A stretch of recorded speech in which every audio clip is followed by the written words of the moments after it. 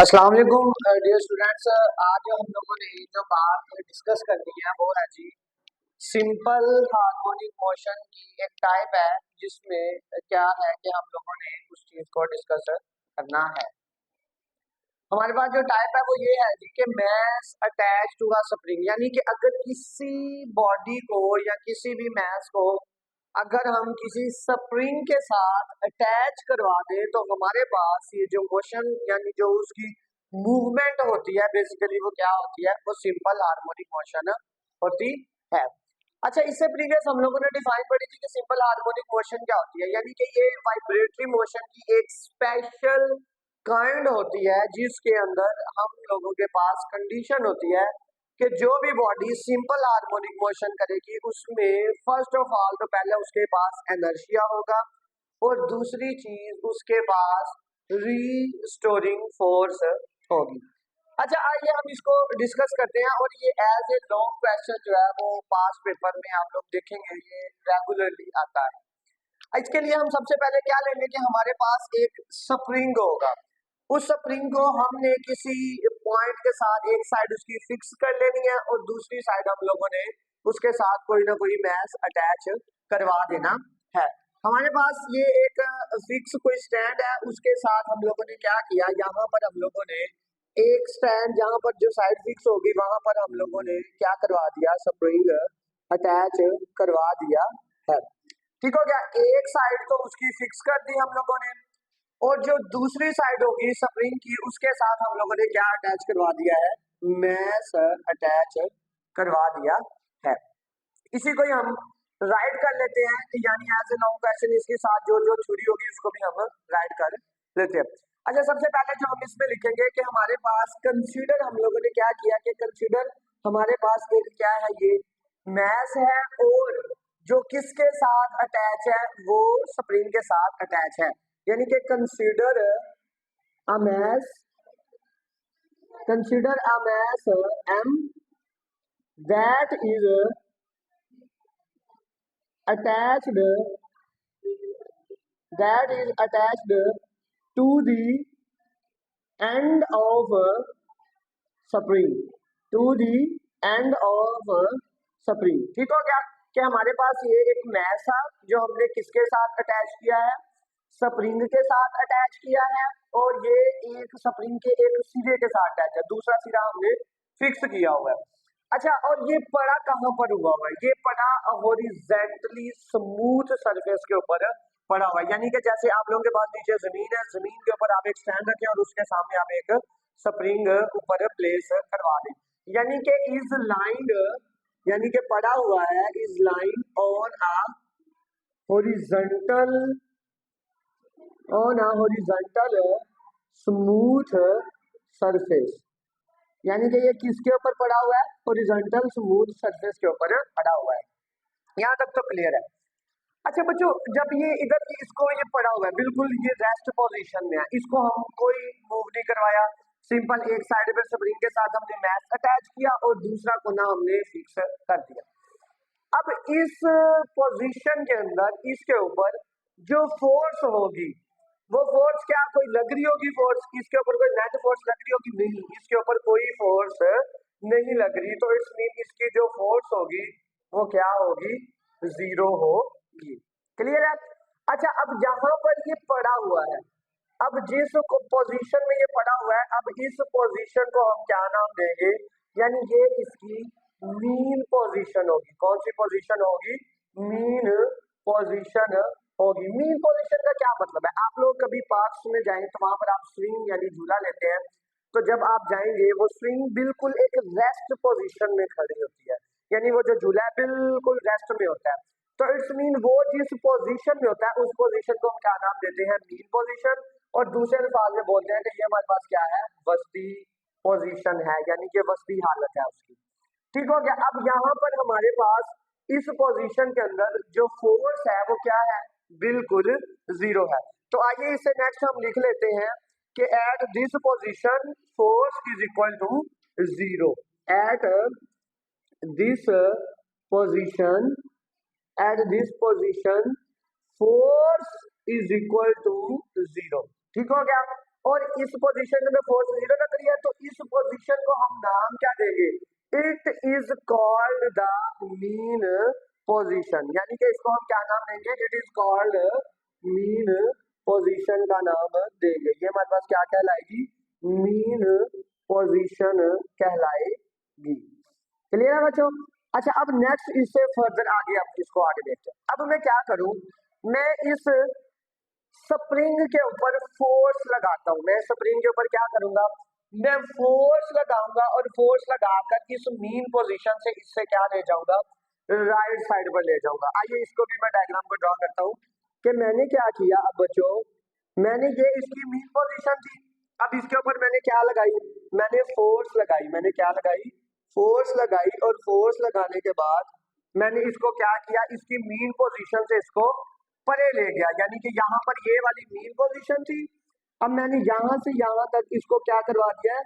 Displace करवा दिया है। यानी कि इसके ऊपर मैंने फोर्स लगाई और फोर्स लगाकर इसको मीन पोजीशन से मैं क्या ले गया? इधर ले गया। अब देखा जाए, यहाँ पर मीन पोजीशन थी, अब इस मीन पोजीशन के ऊपर फोर्स भी जीरो थी, ठीक हो गया। अब यहाँ पर जो था, मैंने इसके ऊपर फोर्स लगाई, फोर्स लगाकर इसको मीन पोजीशन से इधर ले गया। अब यहाँ से यहाँ तक इसने कुछ ना कुछ क्या कवर किया है? इसने डिस्टेंस कवर किया है। इसने क्या किया है? डिस्टेंस लिख लो, या इसने क्या कवर किया है? डिस्प्लेसमेंट कवर किया है। और इस डिस्प्लेसमेंट को हम डिनोट करवाएंगे किसके साथ? एक्स के साथ। अब मैंने खुद से एक फोर्स लगाई है, ये मैंने खुद फोर्स लगाई इस मैच के अंदर, मैच के ऊपर, और मैं इसको इस साइड पर ले गया। अब जब जाहिर सी बात है मैं इसको छोड़ूंगा तो ये क्या करेगा? ये वापस जाएगा, यानी कि ये मैंने जो फोर्स लगाई थी उसके ऑपोजिट ये वापस चला जाएगा। अब ये वापस किस वजह से जाएगा? ये वापस इस वजह से जाएगा कि इसके अंदर एक ऑपोजिट फोर्स जनरेट हो चुकी है। इसके अंदर एक ऑपोजिट फोर्स जनरेट हो गई है, और उस ऑपोजिट फोर्स को हम जो नाम देंगे वो नाम देंगे रीस्टोरिंग फोर्स का नाम हम देंगे। हम इसको कौन सा नाम देंगे? इसको नाम देंगे जी रीस्टोरिंग फोर्स का नाम देंगे। आइए अब इसको मैं इसी तरह जो मैंने यहाँ पर जो आपको समझाया, इसको हम क्या कर लेते हैं? राइट कर लेते हैं। अब अगर if spring is compressed or stretched, if spring is compressed or stretched, अगर मैं अब क्या करूं? मैं स्प्रिंग को या तो मैं खींचूं, यानी कि उसको या भी उसकी मीन पोजीशन से परे लेकर जाऊं, या उसको मैं क्या करूं? मैं क्या करूं? उसको मैं कंप्रेस्ड करूं, यानी उसको क्लोज करूं, यानी उसको मीन पोजीशन से पीछे लेकर जाऊं। तो मैं क्या करूंगा? मैं इसके मैस के ऊपर फोर्स एक्सर्ट करूंगा। विदाउट फोर्स तो ये नहीं मूव कर सकता, तो मैं इसके ऊपर क्या एक्सर्ट करूंगा? फोर्स एक्सर्ट करूंगा। आइए इसको भी आगे लिख लेते हैं। अब यानी कि मैं स्प्रिंग को क्या करूंगा? कंप्रेस्ड करूंगा या फिर स्ट्रेच्ड करूंगा through a displacement, through a some displacement.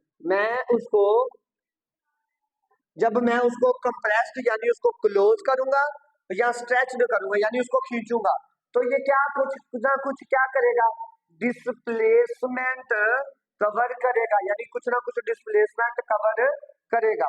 ठीक हो गया। अब उसके बाद क्या होगा कि अब जो हमारे पास डिस्प्लेसमेंट कवर करने के बाद क्या होगा, हमें क्या करना पड़ेगा कि हमें इस मैश के ऊपर क्या लगानी पड़ेगी? फोर्स लगानी पड़ेगी। कुछ डिस्प्लेसमेंट कवर हुआ and it exert a force on M, यानी एम का मतलब है मैस। यानी कि अगर मैं स्प्रिंग को क्या करूं? स्ट्रेच करूं, खींचूं, या मैं उसको क्या करूं? क्लोज करूं, तो वो कुछ ना कुछ डिस्प्लेसमेंट कवर करेगा। और वो कैसे कवर करेगा? उस मैस के ऊपर जो फोर्स लगी है उसने क्या किया है? उसने वो डिस्प्लेसमेंट कवर करवाया है। क्लियर हो गया बच्चों? अब हमारे पास जो उसके ऊपर इस मैस के ऊपर जो फोर्स लगी है, इस मैस के ऊपर क्या लगी है? जो फोर्स लगी है वो डायरेक्टली प्रोपोर्शनल होगी, वो डायरेक्टली प्रोपोर्शनल होगी किसके, इस की डिस्प्लेसमेंट के, यहाँ वो फोर्स डायरेक्टली प्रोपोर्शनल होगी इस स्प्रिंग की लेंथ के। कैसे, देखो मैंने इसके ऊपर फोर्स लगाई, फोर्स लगाने के बाद मैंने इसको खींच के इधर ले गया, अब इसकी लेंथ के अंदर क्या आ चुका है, चेंज आ चुका है। मैं जितनी ज्यादा फोर्स लगाऊंगा उतनी इस लेंथ के अंदर क्या आएगा, ज्यादा चेंज आएगा। तो इट्स मीन हमारे पास जो इस मैस के ऊपर जो फोर्स लगी है वो डायरेक्टली प्रोपोर्शनल है, वो डायरेक्टली प्रोपोर्शनल है इसकी स्प्रिंग की लेंथ के चेंज के। यानी कि जितनी फोर्स ज्यादा लगेगी उतना ही लेंथ के अंदर क्या आएगा, ज्यादा चेंज आएगा। क्लियर है। अब इसके आगे मैं क्या लिखूंगा कि हमारे पास जो वो फोर्स है, exert a force on mass m which is, जो कि डायरेक्टली प्रोपोर्शनल, जो डायरेक्टली प्रोपोर्शनल होगी किसके, which is directly proportional to the change in length of spring, change in length of spring. ठीक हो गया। यानी कि ये हम लोगों ने अभी तक जो इधर मैंने डायग्राम के अंदर बताया वो हम लोगों ने ड्राइव कर लिया कि अगर मैं स्प्रिंग को स्ट्रेच करूंगा, कंप्रेस करूंगा, ये कुछ ना कुछ डिस्प्लेसमेंट कवर करेगा। अब वो डिस्प्लेसमेंट कैसे कवर होगा, जो स्प्रिंग के ऊपर क्या लगी है, यानी कि सॉरी मैस के ऊपर क्या लगी है, फोर्स लगी है। अब वो फोर्स डायरेक्टली प्रोपोर्शनल होगी किसके, डिस्प्लेसमेंट के, किसके डायरेक्टली प्रोपोर्शनल होगी, डिस्प्लेसमेंट के, या उसकी लेंथ के चेंज के अंदर होगी। ठीक हो गया। अब बच्चों उसके अब आगे हमारे पास जो है अकॉर्डिंग टू हुक्स लॉ,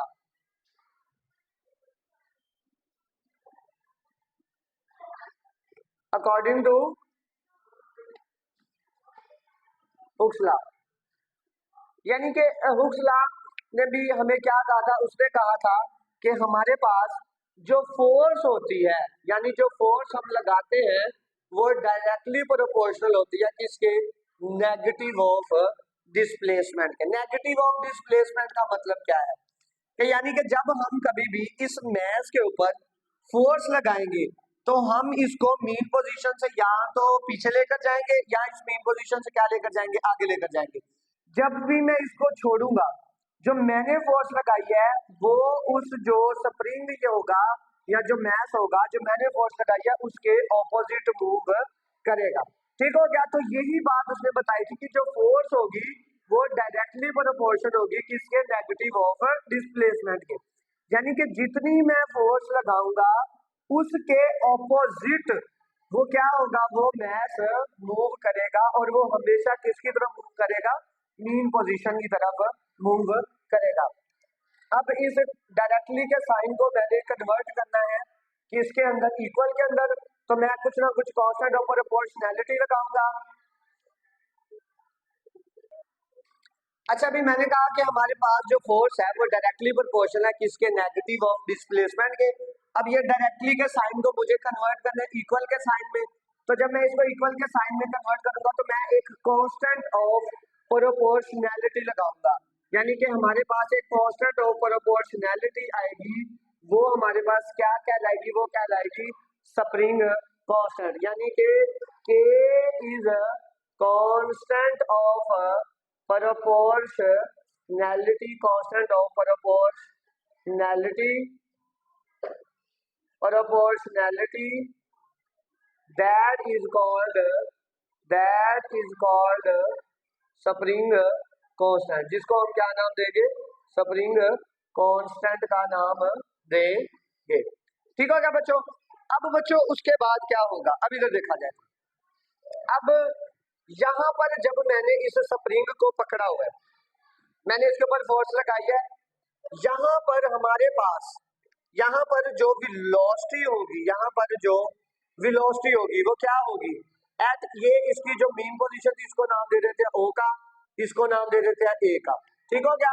अब A पोजीशन के ऊपर जो वेलोसिटी होगी वो क्या होगी, 0 होगी। ठीक हो गया। अब देखा जाए तो जब मैं इसको इधर से छोड़ूंगा तो ये क्या करेगा, वापिस मूव करेगा, ये किसकी तरफ जाएगा, मीन पोजीशन की तरफ जाएगा।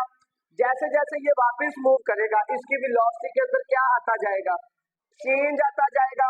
मीन पोजीशन के ऊपर पहुंचते ही इसकी वेलोसिटी क्या हो जाएगी, मैक्सिमम हो जाएगी। क्या हो जाएगी, इसकी वेलोसिटी मैक्सिमम हो जाएगी। यानी कि जैसे ही ये दोबारा ओ पोजीशन पर पहुंचेगा, जब मैं इसको छोड़ूंगा तब ये वापस किस वजह से जाएगा, ये जाएगा रीस्टोरिंग फोर्स की वजह से। किसकी वजह से जाएगा, रीस्टोरिंग फोर्स, जो कि ये स्प्रिंग लगाएगा, स्प्रिंग खींचेगा। ठीक हो गया। तो अब मीन पोजीशन पर जाकर इसकी जो वेलोसिटी होगी वो क्या हो जाएगी, मैक्सिमम। अब दोबारा क्या होगा, ये इस मीन पोजीशन से क्या चला जाएगा, पीछे चला जाएगा। इस पोजीशन को नाम बी का देंगे। जैसे ये पीछे मूव करेगा तो क्या हो जाएगा, इसकी वेलोसिटी के अंदर क्या आती जाएगी, कमी आती जाएगी। और बी पॉइंट पर पहुंचकर इसकी वेलोसिटी क्या हो जाएगी, जीरो हो जाएगी। अब यहाँ पर जब पहुंच गया, अब इसने क्या करना है, इसने फिर आगे मूव करना है, यानी मीन पोजीशन से आगे जाना है। अब इसके अंदर फिर एक फोर्स ऑपोजिट जनरेट हो जाएगी, और वो कौन सी होगी, रीस्टोरिंग फोर्स। ये इधर से मूव करता हुआ फिर दोबारा किस पोजीशन पे जाएगा, ए पोजीशन के ऊपर जाएगा।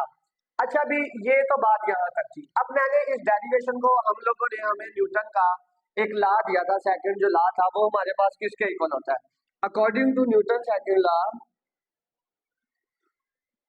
According to Newton second law, Newton के सेकंड लॉ के मुताबिक हमारे पास जो फोर्स होती है वो किसके इक्वल होती है, एम ए के इक्वल होती है। इस इक्वेशन को 2 का नाम दे दो और इस इक्वेशन को 1 का नाम दे दो। ठीक हो गया। अब इन दोनों को कंपेयर करो, अब इन दोनों को कंपेयर करो। कंपेयरिंग, कंपेयर 1 एंड 2, हमने दोनों को क्या करना है, कंपेयर करना है। अब जब कंपेयर करेंगे ये वाली साइड, ये फोर तो कट गया, ये किसके इक्वल आ जाएगा, M A is equal to minus K X के इक्वल आ जाएगा। क्लियर है। अब यहाँ पर ये जो एम है इधर मल्टीप्लाई हो रहा है, इधर आकर क्या हो जाएगा, डिवाइड। तो क्या आ जाएगा, minus K over M into ए आ जाएगा, सॉरी एक्स आ जाएगा। क्लियर है। अच्छा, अभी अब यहाँ पर देखा जाए तो बच्चों ये हमारे पास ये जो के ओवर एम है, के ओवर एम है। अब देखा जाए तो के जो है, के स्प्रिंग कांस्टेंट था, के क्या था, स्प्रिंग कांस्टेंट था, यानी ये एक फिक्स वैल्यू है। अब इस पूरी वो क्या कहते हैं एक्सप्लेनेशन के अंदर दूसरी चीज देखो, ये जो एम है, क्या एम भी चेंज हुआ है, मैथ इसका जो चेंज हुआ स्प्रिंग के साथ जो अटैच किया था ये भी नहीं चेंज हुआ, तो ये भी कांस्टेंट है। तो इस वजह से हम के ओवर एम दोनों को हम क्या ले लेंगे, कांस्टेंट ले लेंगे। मानिए minus K over M is constant of proportionality, constant लेके तो यहाँ पर हमारे पास जो ए है वो डायरेक्टली प्रोपोर्शनल किसके आ जाएगा, डिस्प्लेसमेंट के आ जाएगा। अब बच्चों इसकी डेरिवेशन का क्या मतलब है, इसका मतलब ये है कि जितना एक्सेलरेशन ज्यादा होगा उतना डिस्प्लेसमेंट भी क्या होगा, ज्यादा होगा। जितनी फोर्स लगाकर मैं इसको खींच के इधर लेकर जाऊंगा उतना ये डिस्प्लेसमेंट ज्यादा कवर करेगा, उतनी इसकी वेलोसिटी के अंदर चेंज ज्यादा आएगा। जितना वेलोसिटी के अंदर चेंज ज्यादा आएगा उतना एक्सेलरेशन भी क्या होगा, ज्यादा प्रोड्यूस होगा। अब दूसरी चीज, अब जिस डायरेक्शन में डिस्प्लेसमेंट कवर होगा, जिस डायरेक्शन में क्या होगा, डिस्प्लेसमेंट कवर होगा, और जो एक्सेलरेशन होगा वो उसकी ऑपोजिट डायरेक्शन में होगा। ये नेगेटिव साइन जो है हमारे पास, ये वाला जो नेगेटिव साइन है, negative sign shows the opposite direction, shows the opposite direction, shows the opposite direction. यानी कि हमारे पास जो नेगेटिव साइन है वो ऑपोजिट डायरेक्शन को क्या कर रहा है, शो कर रहा है।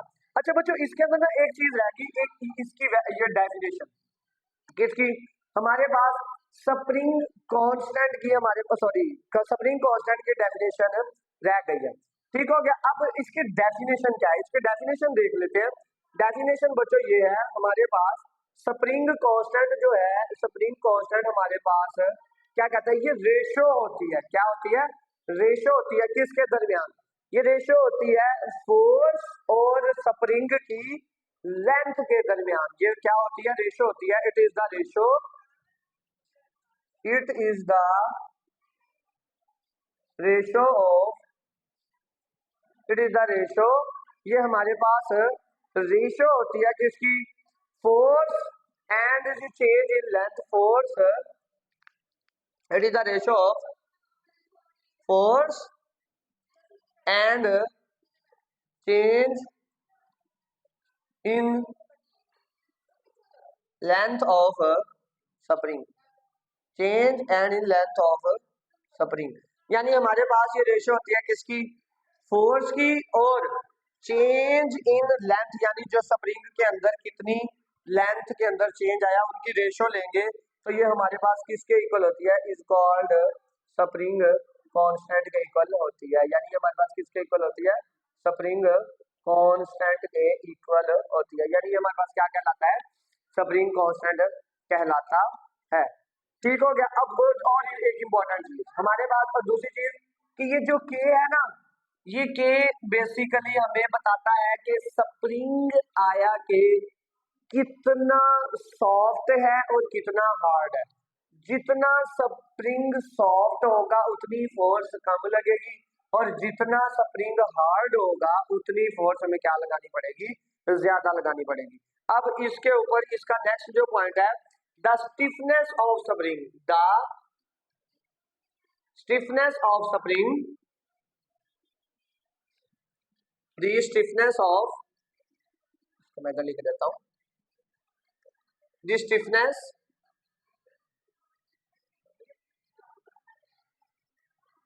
of spring is depend on value of k, ये किसके ऊपर डिपेंड करता है, k की वैल्यू के ऊपर डिपेंड करता है। बच्चों ये सारा कुछ आपने यहाँ तक राइट करना है, उसके बाद ये डेरिवेशन के बाद ये स्प्रिंग कांस्टेंट की डिफाइन लिख लेनी और ये भी लिख लेना, उसके बाद ये यहाँ तक आप लोगों ने डेरिवेशन कंप्लीट कर देनी है। अच्छा बच्चों दूसरी चीज यहाँ पर एक डिफाइन एट द एंड रह गई हमारे पास, वो डिफाइन है जी रीस्टोरिंग फोर्स की, कि रीस्टोरिंग फोर्स क्या होती है। रीस्टोरिंग फोर्स बच्चों हमारे पास क्या कहते हैं कि एक ऐसी फोर्स जो क्या करती है, किसी ऑब्जेक्ट को पुश करती है, यहाँ पे क्या करती है, पुल करती है टुवर्ड्स मीन पोजीशन, क्या करती है, टुवर्ड्स मीन पोजीशन। उम्मीद करता हूँ कि आप लोगों को ये लॉन्ग क्वेश्चन समझ आया होगा। क्लियर है बच्चों? ओके बच्चों।